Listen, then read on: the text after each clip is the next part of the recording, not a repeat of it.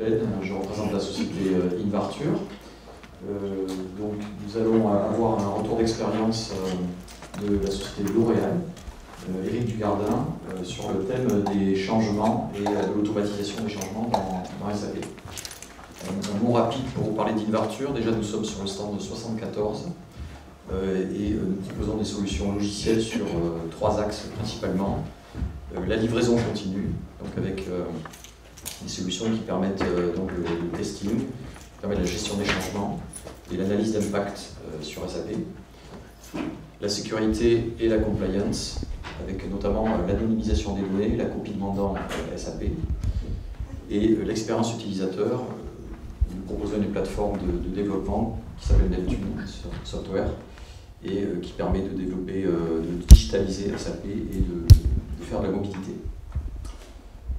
Eric, je te laisse le témoin. Merci Emmanuel. Bonjour à tous, je m'appelle Éric Dugardin, je travaille chez L'Oréal depuis 12 ans. Je travaille à la zone IT Europe, donc IMIA, Europe, Middle East et Africa. Alors L'Oréal et la zone Europe, c'est plus d'une trentaine de pays. C'est 7 systèmes SAP. C'est du coup de la complexité. C'est aussi une zone très très mature. Juste L'Oréal, c'est 110 ans cette année. Donc c'est une société qui a beaucoup d'histoire. Et en termes d'histoire IT, il y a une vingtaine d'années, les décideurs IT ont décidé d'implémenter plein de plateformes SAP dans le monde. On en a encore plus d'une vingtaine aujourd'hui. Et donc aujourd'hui, il faut maintenir ces systèmes. Et la gestion du changement est un vrai problème. Enfin, un problème, ça se gère très bien. Mais en tout cas, on a des aides aujourd'hui. Et je vais vous parler de RevTrack. C'est un outil... alors, je vais vous le dire très directement, c'est un outil que j'adore. Clairement. Aujourd'hui, je pense que je ne pourrais plus vivre sans RevTrack. Je vais vous expliquer pourquoi.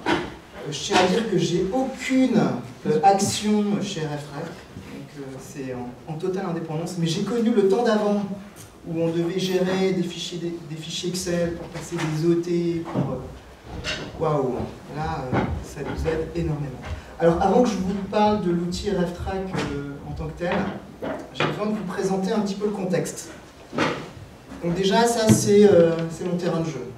Donc c'est, je le disais, 5 plateformes SAP, c'est beaucoup de pays.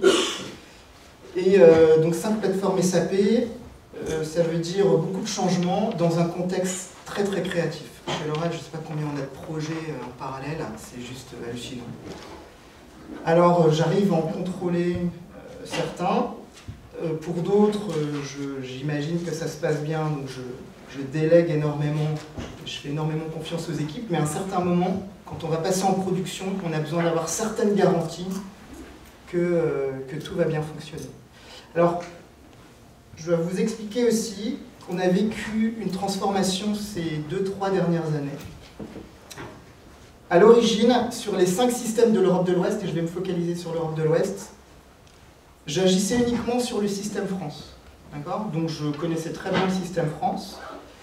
Et il y avait 4 autres systèmes, donc les UK, qui contient aussi l'Afrique du Sud et le Middle East, qui vivaient en indépendance, le Northern Europe, donc les pays du Nord, Danemark, Norvège, Suède, Finlande, Allemagne, Suisse, Autriche, Belgique, vivaient en propre indépendance, Espagne, Portugal vivaient en propre indépendance, et Italie, Grèce, Turquie aussi. Alors bien sûr, on avait un tronc commun, on a un core système, c'est-à-dire qu'il y a un centre de compétences SAP dans le groupe L'Oréal qui distribue des fonctionnalités, mais chacun implémentait sur son système, sur son périmètre, ses fonctionnalités.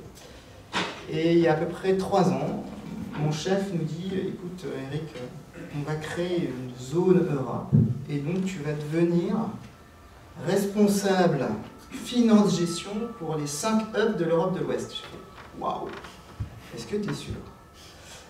Et donc ça voulait dire quoi? Ça voulait dire qu'on ne fonctionnait plus de manière géographique et en indépendance, mais une équipe répartie dans toute l'Europe allait intervenir sur des problématiques, des évolutions sur ces 5 hubs. Donc les équipes, elles sont réparties un peu partout. Donc j'ai des équipes en Angleterre, au Danemark, en Allemagne, en France, en Italie, en Espagne aussi. Et aujourd'hui, il peut se passer qu'un Anglais vienne implémenter une fonctionnalité en Espagne, ou un Danois vienne implémenter une fonctionnalité en Italie. Et ça a été vraiment un changement de mindset, et donc on a dû trouver des moyens pour faciliter tout ça. Alors bien sûr, cette transformation, elle était pilotée au niveau global, donc ça veut dire que c'était pas uniquement SAP, pas uniquement SAP était concerné par cette transformation. Et donc du coup, le top management IT nous a donné une direction. Alors je l'ai très simplifiée, mais elle n'était pas beaucoup plus chargée que ça finalement.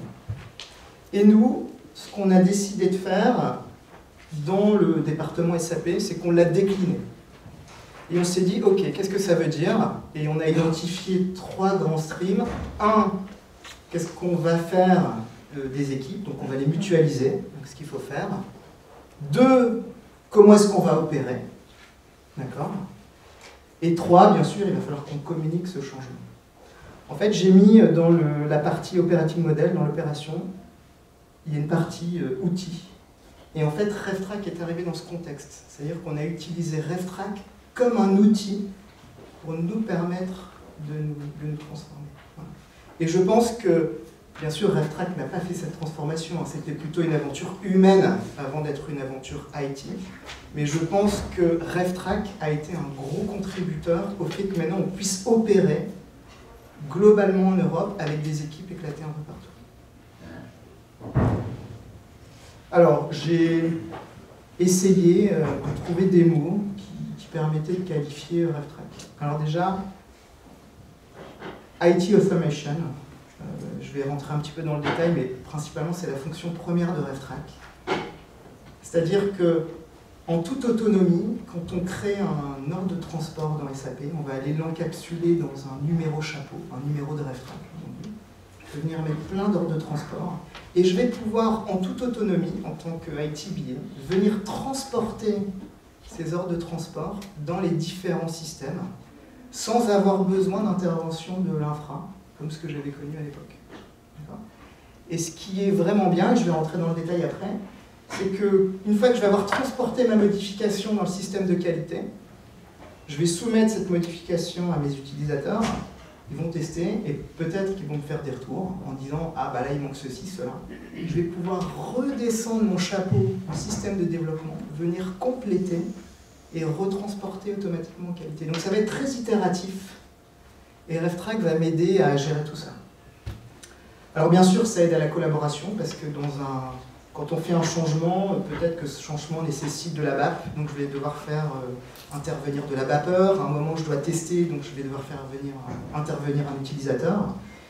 Il y a plein de personnes qui, finalement, sont impliquées dans ce process, et RevTrack, ça va nous aider à identifier qui a fait quoi. En termes de traçabilité, alors ça nous a aidé pour nous transformer.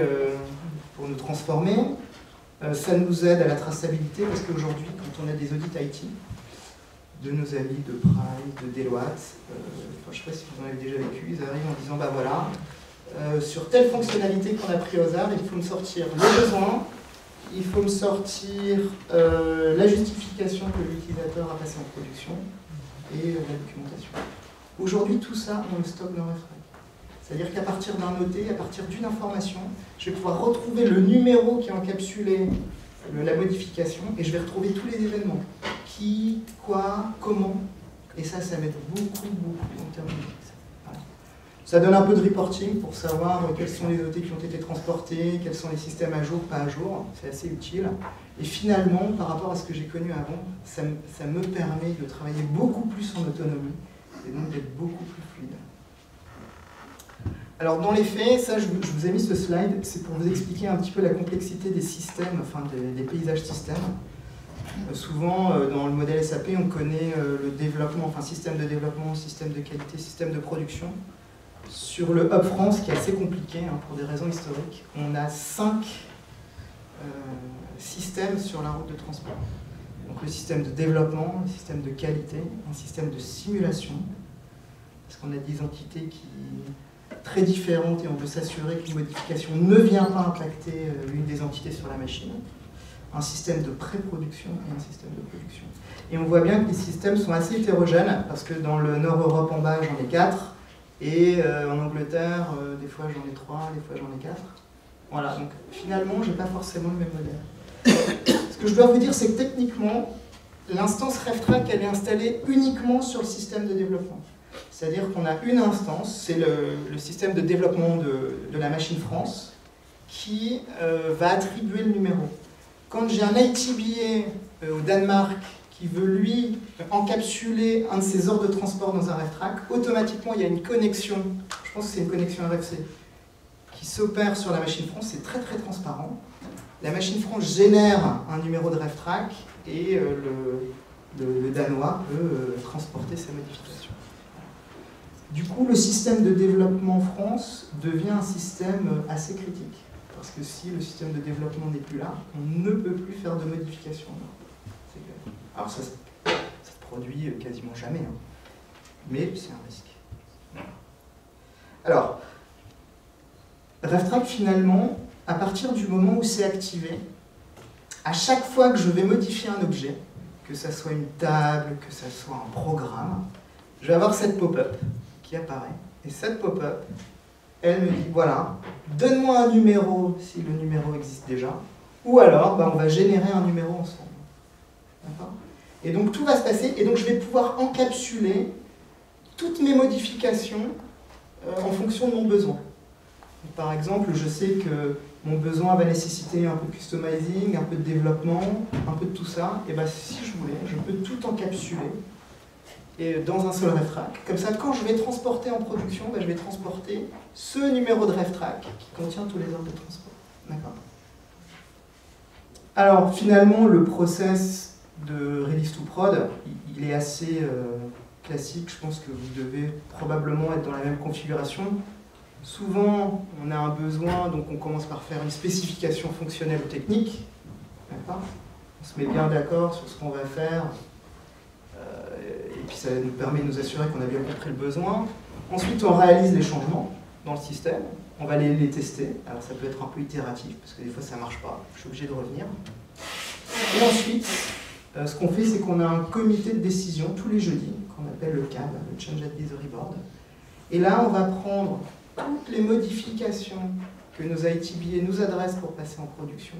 On va les vérifier, on va en discuter. Et si on valide ce paquet de RefTrack, ce paquet d'ordres de transport, eh bien automatiquement, ça sera transporté en production le dimanche qui suit. Voilà, c'est comme ça qu'on procède.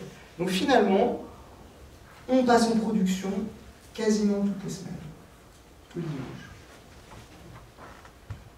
Alors, on a d'abord commencé en Europe, alors ça c'est très basique, mais finalement c'est assez redoutable. On s'est mis une norme de convention pour gérer nos OT. Donc on s'est dit voilà, donc ça on s'est décidé avec nos homologues européens, on s'est dit bah voilà, on voudrait que notre numéro de RefTrack il commence par la date à laquelle j'ai créé mon RefTrack. Ensuite je veux lui indiquer si c'est du custo ou du workbench. Je vais lui indiquer le module. Alors nous on a une notion de division en effet.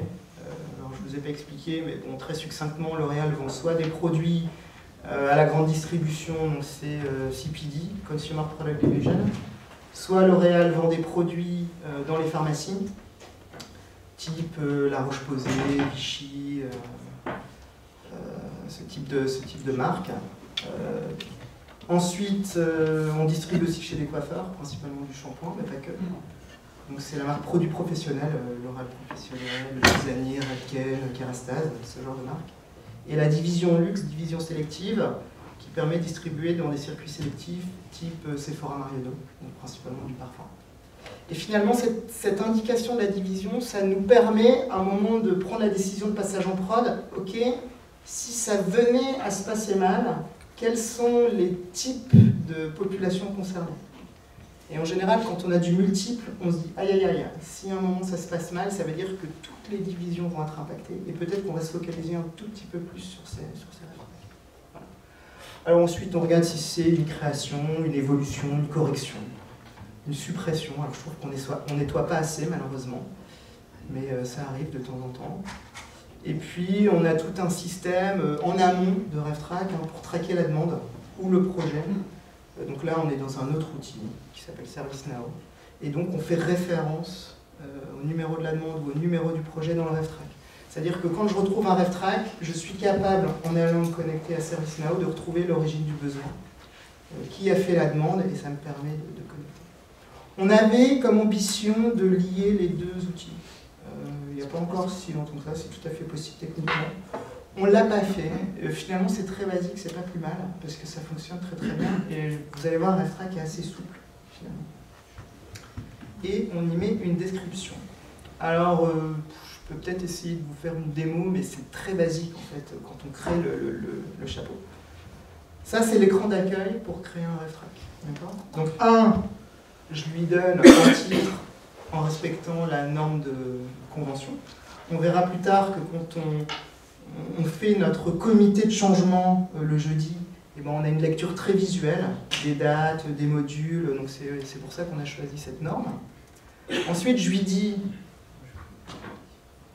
sur quel système je vais envoyer mes ordres de transport. Est-ce que je vais l'envoyer sur la plateforme France? Est-ce que je vais l'envoyer en Allemagne? Est-ce que je vais l'envoyer en Italie?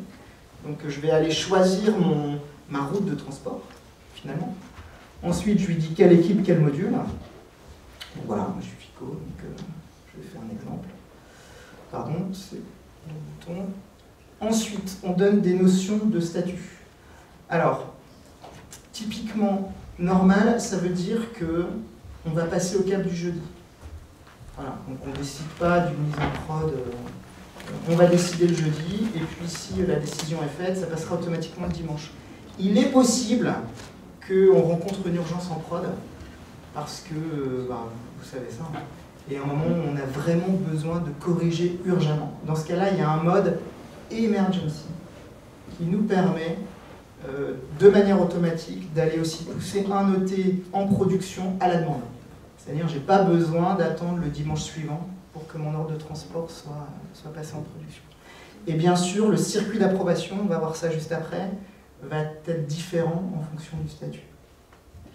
Et on a la sévérité, alors là, c'est plus, on s'est fait une grille de risque, et donc on sait qu'il y a certains flux ou certains objets qui sont sensibles, et donc en fonction de la matrice qu'on s'est définie, soit on définit que c'est du low, soit on définit que c'est du médium, soit on définit que c'est du high. En général, quand on discute le jeudi des ordres de transport, on se focalise principalement sur les médiums et sur les high. Voilà. Quand c'est du low, il y a eu un travail en amont de se dire « Ok, ça c'est pas très risqué, on a changé le logo sur tel formulaire. » Quoique les formulaires peuvent être très critiques, hein, donc c'est peut-être pas forcément un bon exemple. Mais bon voilà, il y a des fois des changements mineurs, on sait qu'il n'y a pas trop de problème. Alors on peut définir des dates. Alors aujourd'hui ces dates elles sont indicatives. Je ne sais pas si on pourrait les utiliser pour faire des transports automatiques, peut-être. En tout cas nous on ne l'utilise pas dans ce cadre-là, on l'utilise vraiment pour se dire ok, si j'ai la validation utilisateur, si les tests se passent bien, je pense que ça va être livré. Et donc ça permet aussi d'avoir une projection de ce qui va arriver en termes de passage. Et c'est très utile pour les gens comme moi qui ont des équipes un peu éclatées. Et finalement, ça permet à un moment de se dire, ok, ce week-end-là, est-ce que c'est un gros week-end ou pas? Et puis je peux essayer d'estimer ce qui va passer en prod ou ce qui est prévu de passer en prod. Voilà. Et puis nos développeurs nous permettent aussi de nous donner un peu une vision. Quand nous, on leur a transmis une spec technique et à eux peuvent nous faire une estimation. Donc là, ils disent, on pense que c'est 2 jours. Et puis finalement, à la fin, ils vont nous dire, finalement, c'était planté, c'était que 0,5. Bon, tant mieux. Des fois, ça déborde. Et c'est surtout quand ça déborde que c'est intéressant. Finalement, on se dit, là, on s'est loupé, quoi. On a estimé à 5 jours, puis on en a passé 15. Pour plein de bonnes raisons, plein de mauvaises raisons. Mais ça permet à un moment d'avoir un petit peu un retour d'expérience. Et moi, ça m'est déjà arrivé de retrouver des anciens RevTrack sur lesquels on avait fait ce genre de modification et me dire « Ah oui, ça avait été un peu plus compliqué que prévu. » Et donc finalement, on utilise l'expérience pour estimer. Voilà, donc ensuite, on peut raccrocher des RevTrack à des personnes. Ici. Et puis à la fin, on met des mots-clés, parce qu'il m'arrive de temps en temps d'aller rechercher. Et donc les mots-clés, c'est souvent assez utile. Donc une fois que mon RefTrack est créé, finalement ça se présente comme ça. Alors c'est très SAP, c'est très très loin des écrans que j'ai pu voir lors de... Mais c'est redoutablement efficace, sincèrement. Alors, qu'est-ce qu'on peut y voir? On peut y voir en haut, on peut faire des attachments. Donc là, typiquement, je ne vais pas pouvoir commencer les différentes étapes qui sont modélisées en jaune tant que je n'ai pas été accroché à ma spécification. Alors bien sûr, si j'accroche une image ou un fichier vide, bien sûr, le système ne fait pas de contrôle. Mais moi, derrière, je contrôle que les spécifications utilisent le bon format, sont acceptables. Et quand on a beaucoup de consultants éparpillés un peu en Europe, et surtout quand ils viennent d'arriver, ça permet aussi un peu de contrôler et puis de rectifier dès le début. Et en général, les consultants, quand ils arrivent chez nous, la majeure partie ne connaissent pas RefTrack. Et l'appropriation se fait super vite. Donc ensuite, une fois qu'on a attaché nos spécifications, on passe au step make change. Donc ça veut dire, bon vas-y, fais le custo. Donc là, l'ITBA fait le custo. Une fois que le custo est fait, alors ces étapes-là, c'est Laurel qui les a définies. Donc je pense que si vous décidez d'adopter RefTrack, c'est à vous de définir finalement ce process. Parce que nous, on l'avait pensé en amont. Alors c'est peut-être la partie la plus compliquée quand on implémente RefTrack, c'est de se dire, ok, qu'est-ce que je veux modéliser comme process? Alors nous, notre deuxième étape, on s'est dit, il nous faut un test unitaire. Donc développement, on fait un test unitaire. Et une fois que le test unitaire a été fait, l'ITBA valide et automatiquement, l'ordre de transport va passer en qualité. Et là, en qualité, je vais soumettre à l'utilisateur, alors de manière externe, par mail ou via ServiceNow, mieux. Je vais lui dire, voilà, ça y est, la fonctionnalité a été implémentée, merci de tester. L'utilisateur va tester. Si l'utilisateur me dit, non, ça ne va pas, il manque quelque chose, et que moi je dois revenir en développement, il est possible que je rejette cette étape. Si je rejette cette étape, poum, je redémarre au début, make change, et là je peux venir raccrocher des nouveaux OT dans mon chapeau et devenir très itératif. Ensuite, j'ai Key User Approval.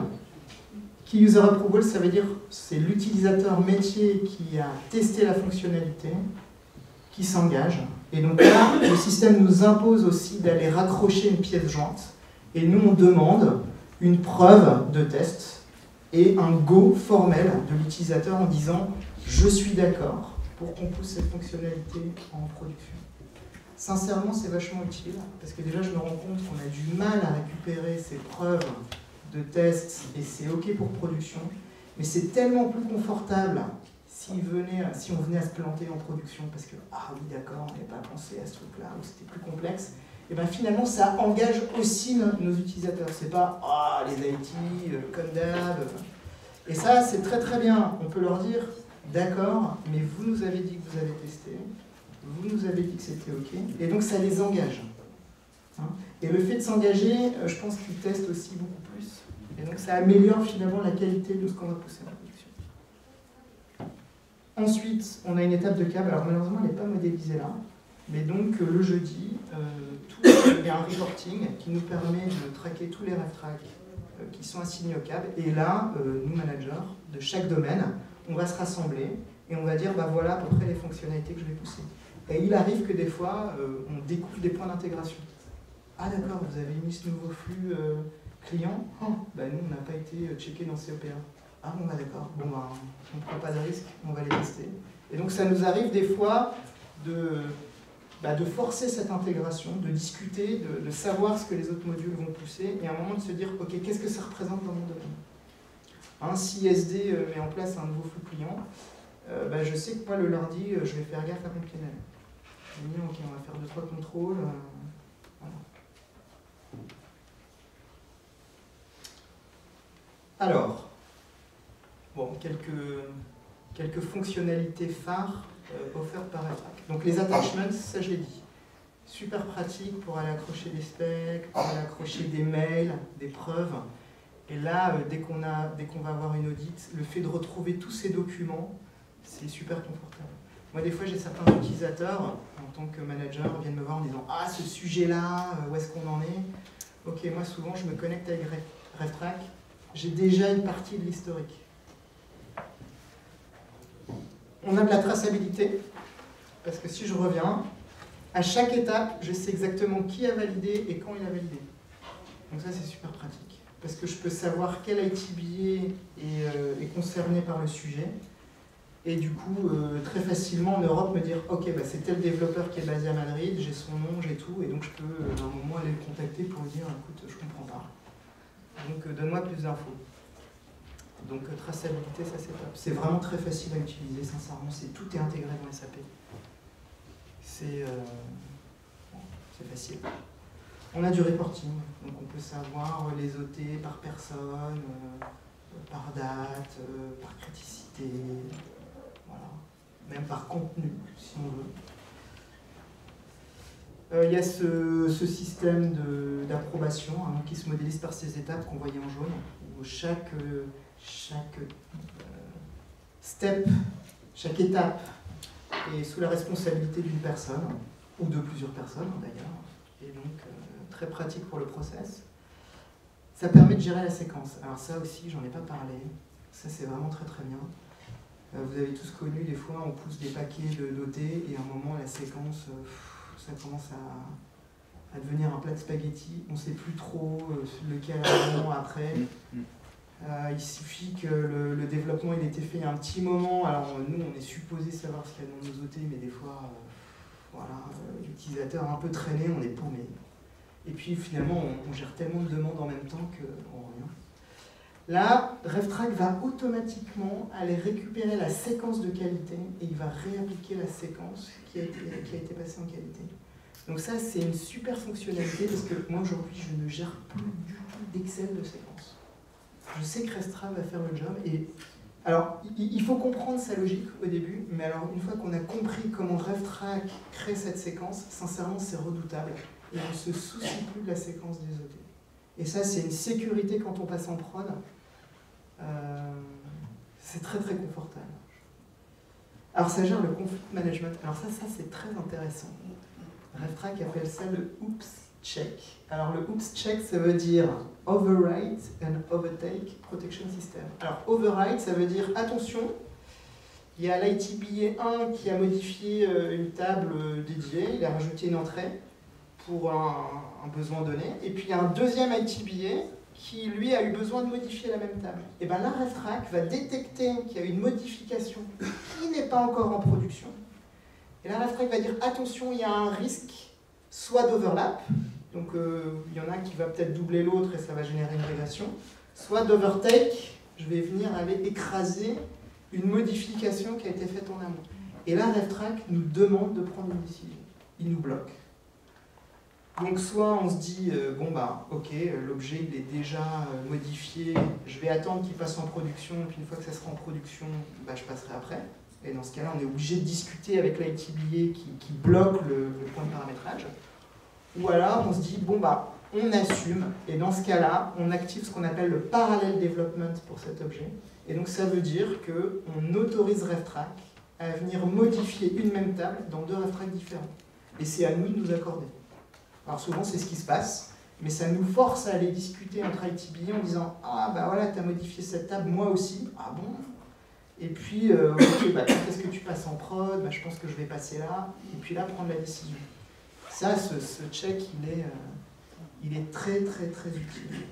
Et d'ailleurs, ce check, il est déclenché automatiquement avant les cadres.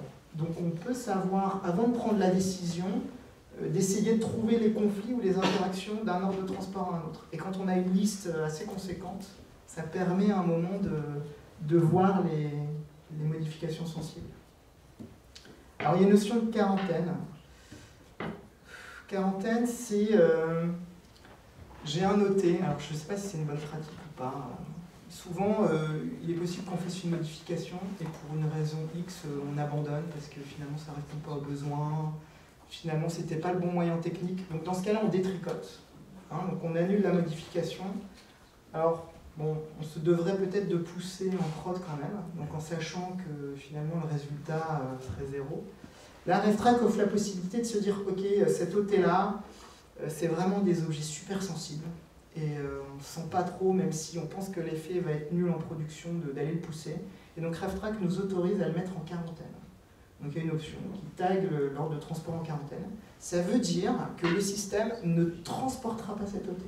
Même si on essaye de le forcer, eh bien le système dit non, non, on l'a mis dans une zone de quarantaine, je ne veux pas que cette OT soit transportée. Et souvent, ça nous arrive d'avoir des ordres de transport assez sensibles, et on utilise parfois ce mode de quarantaine. Même si je préfère quand même personnellement l'option 1, d'aller pousser en prod en détricotant. Alors ça, je vous ai mis ça.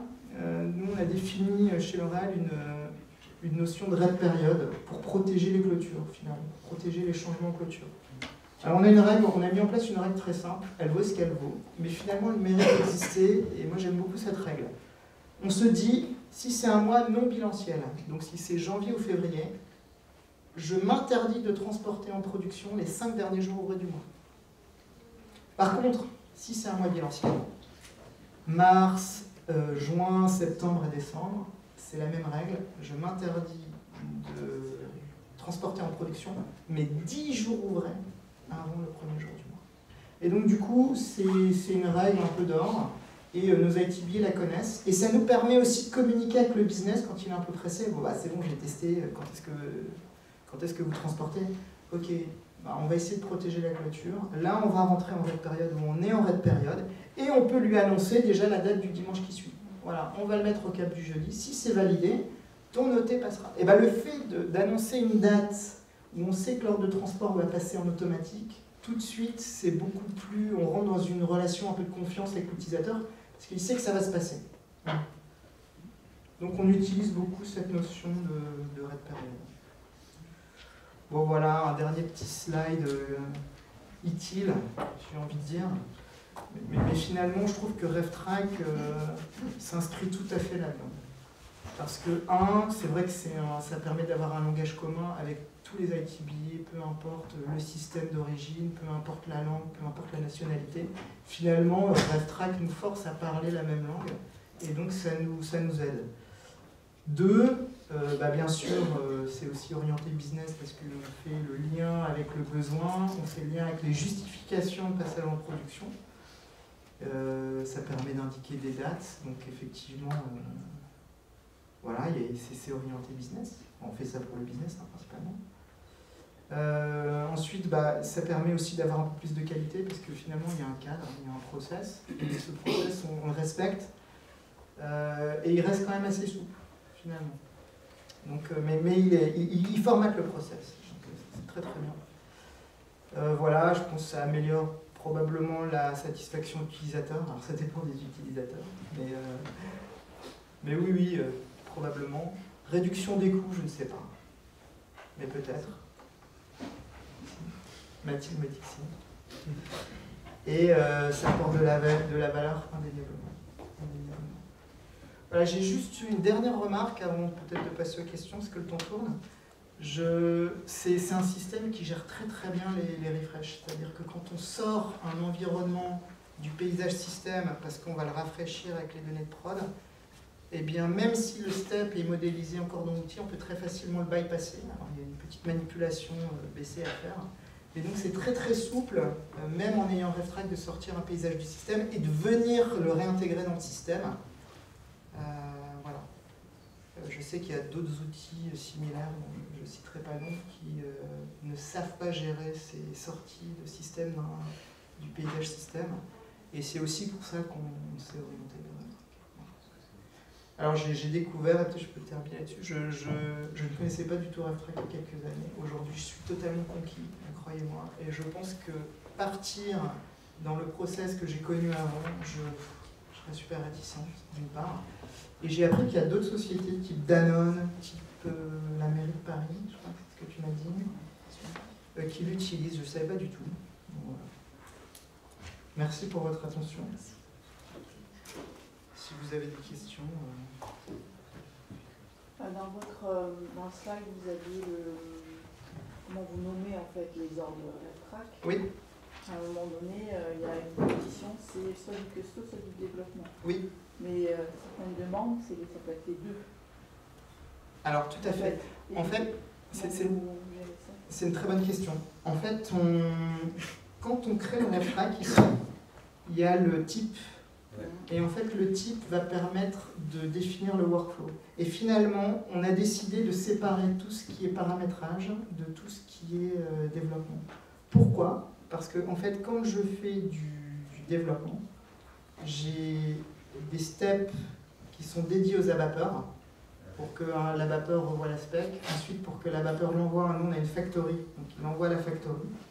Quand la factory renvoie le développement, il y a un contrôle qualité, donc il y a une étape contrôle qualité. Donc finalement, on a séparé le workflow de Workbench et de Custo. Je suis d'accord, il est possible qu'il y ait certaines fois des... On a besoin de faire du Custo pour Exactement. tester... Quand il y a un lien très très fort, il m'est déjà arrivé que je prenne tous les OT de 2 RefTrack différents et que je les inclue dans un des deux. Donc je vais venir inclure du custo et je vais venir tuer le premier... Donc je perds un petit peu de traçabilité, mais je peux faire ce paquet. Par contre, dans le cab, si j'ai bien mis les 2 numéros de RefTrack, la séquence va se faire automatiquement. C'est-à-dire que si le premier ordre de transport du premier RefTrack est passé en qualité, que le premier transport du deuxième RefTrack est ensuite passé, et ben automatiquement le système va savoir quel OT transporter. Donc oui, on a séparé. Très bonne question. Merci. Oui. Oui, bonjour, merci pour votre partage déjà. J'avais une question par rapport au RefTrack. Par exemple, imaginons, vous validez en environnement cal. Il peut arriver qu'entre la cal et la prod, il y ait de légères différences. C'est-à-dire qu'une RT qui est validée en cal ne passe pas la prod. Elle rentre en conflit avec un objet ou quelque chose qui diffère. Alors, normalement non, je pense. D'accord. Normalement non. À partir du moment, enfin nous, notre système de qualité, il reflète le système de production à un instant T. Donc à partir du moment où j'ai validé la modification en qualité, en théorie, alors je suis d'accord, mais en pure théorie, quand je transporte, ça devrait se passer de la même manière en production. Donc je ne suis pas certain que le... Ou alors j'ai pas compris la question. D'accord. Non, non, parce que ça m'est arrivé, donc je voulais savoir si jamais... Parce que je suis également, on est utilisateur de RefTrack. D'accord. Et vu que ça peut nous arriver, donc je voulais savoir si vous avez rencontré le problème et justement savoir quelle tactique vous avez développée. Donc du coup, la production, c'est-à-dire qu'en validé, ça a été testé et on passe en production et ça se passe exactement, sur notre environnement cal, qui est censé être la copie parfaite de la production, c'est accepté. Par contre, quand on passe en prod, pour X raisons, on va avoir un objet qui va différer quelque peu et on est bloqué et du coup on est obligé comment dire, de repasser la RefTrack, mais en la revalidant. Enfin, donc je perds un petit peu de processus, je suis obligé de repasser par mes développeurs ABAP. Moi, ça ne me parle pas du tout. Est-ce que ça serait pas dû au fait que vous avez passé directement, vous avez sauté l'étape de la cale, par exemple, il y a peut-être une stratégie, les stratégies c'est les workflows que vous avez définis initialement, oui, avec les différentes étapes. Est-ce qu'il n'y a pas une stratégie qui existe qui permet de sauter une étape pour des cas d'urgence, par exemple? Il y a des clients chez qui c'est arrivé, on s'en est rendu compte. Non, je les passe quand même en calme. Non, mais parfois il y a des stratégies qui sont utilisées par les développeurs qui veulent passer en force, comme ça peut arriver de temps en temps. Et à ce moment-là, c'est pour ça que ça n'existe pas en environnement avant, en pré-prod par exemple, parce que l'ordre de transport n'est pas passé par cette étape-là. Oui, je comprends. Oui. Voilà. C'est des choses qu'on a déjà vues, mais parce que le chemin a été forcé en sautant par-dessus cette étape-là. D'accord. C'est ce que moi j'ai déjà rencontré en tout cas. En général, c'est assez robuste et j'ai pas le sentiment qu'on ait ce genre de problème. Par contre, je sais qu'il y a toujours un moyen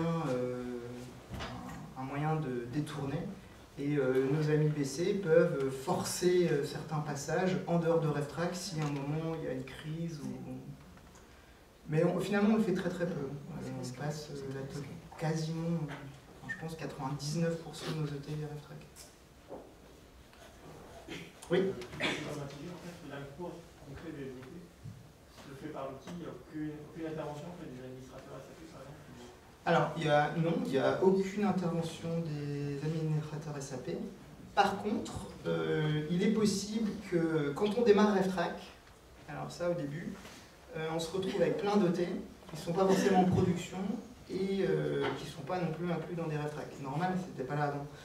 RefTrack offre la possibilité de venir manuellement, nous en tant qu'ITBA, raccrocher des objets existants. Donc il est toujours possible un moment de... et c'est ça hein, finalement la souplesse de RevTrack, c'est qu'à un moment j'ai 10 heures de transport, et pour une raison X ou Y, j'ai décidé d'en supprimer un. Bon, moi je peux le faire.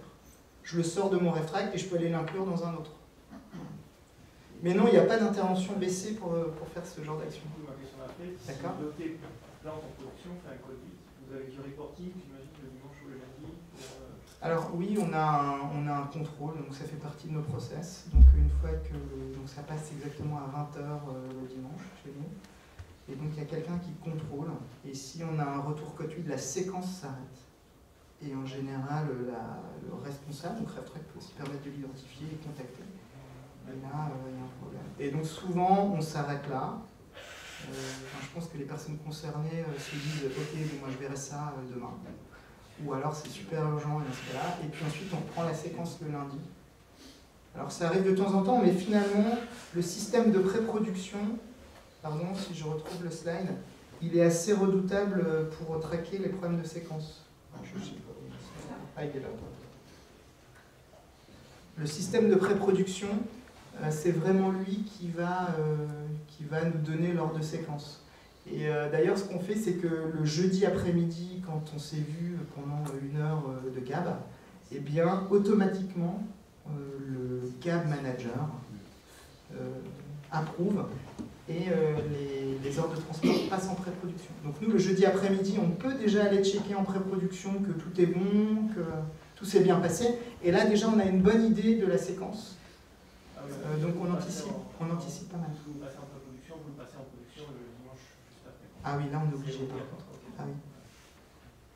Parce que pour l'Italie et pour l'Espagne. Alors là, malheureusement, il n'y a pas de système de pré-production. Et c'est vrai que là, ça se produit un tout petit peu plus. Ce serait très confortable d'avoir un système de pré-production, clairement.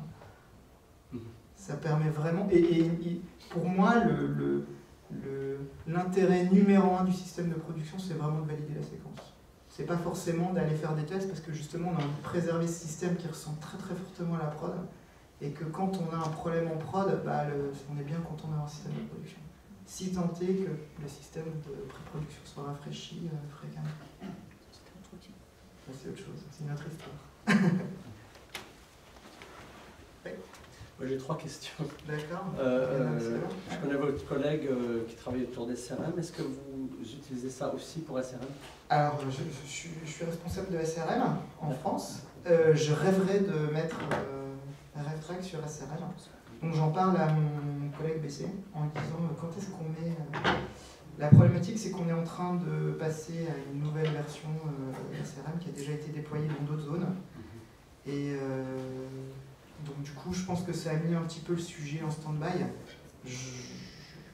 Chez L'Oréal APAC, ça a été mis en place pour SRM également. D'accord. RevTrack vient d'être mis en place il y a quelques mois pour la partie SRM. Okay. Deuxième question, donc vos key users ou users qui valident, oui. Donc qui passent par le saplogon pour entrer dans le système. Alors ça c'est un parti pris. On a décidé de ne pas donner la main à nos key users. On pourrait.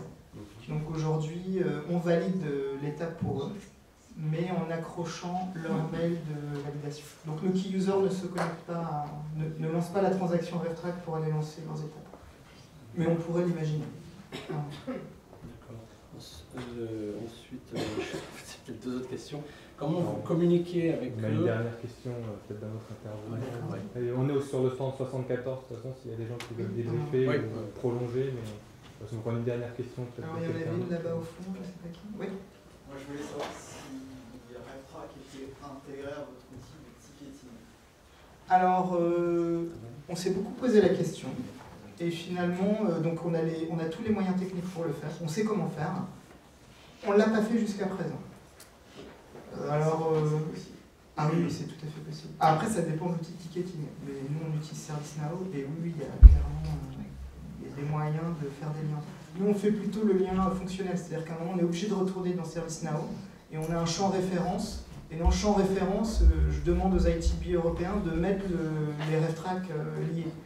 Donc que je sois dans RevTrack ou que je sois dans ServiceNow, j'ai toujours le lien entre la demande et ce qui se passe dans le système. Mais le lien ne se fait pas automatiquement. Finalement, je pense qu'aujourd'hui, Ce qui nous pousse à ne pas le faire automatiquement, c'est que si c'est trop rigide, ça peut devenir une vraie contrainte.